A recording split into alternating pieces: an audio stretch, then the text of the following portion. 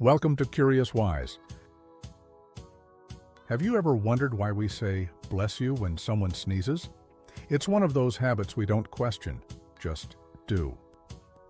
But this tiny phrase hides a bizarre ancient story.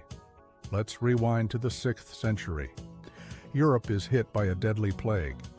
People don't understand germs, but they fear sneezing, because sneezing might mean you're infected. It could be the very first sign you're dying. So when someone sneezed, others would panic, and saying, "God bless you," became a reflex. It was a way to offer hope, or maybe protection. Not just manners, but survival instinct. Later, people added another layer to it, superstition. Some believed the soul could escape the body when sneezing. Others feared evil spirits could sneak in while you sneezed. So, "bless you" became a magical phrase, a verbal shield, a tiny spell to keep danger away. But wait, here's the twist. The ritual never really left us.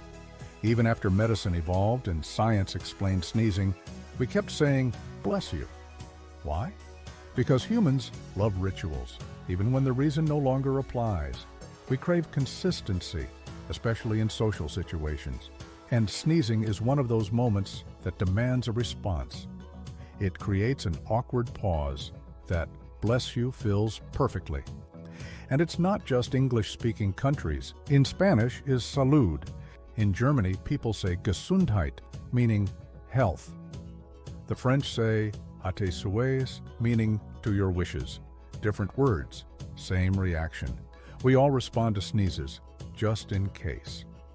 Now, the truth is, there's no evidence your heart stops when you sneeze.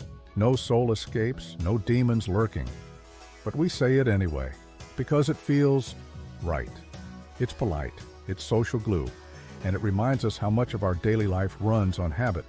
So the next time someone sneezes and you say, "bless you," remember, you're not just being courteous, you're echoing a 1,500-year-old human instinct, born from fear, preserved by faith and kept alive by curiosity. Thank you for watching.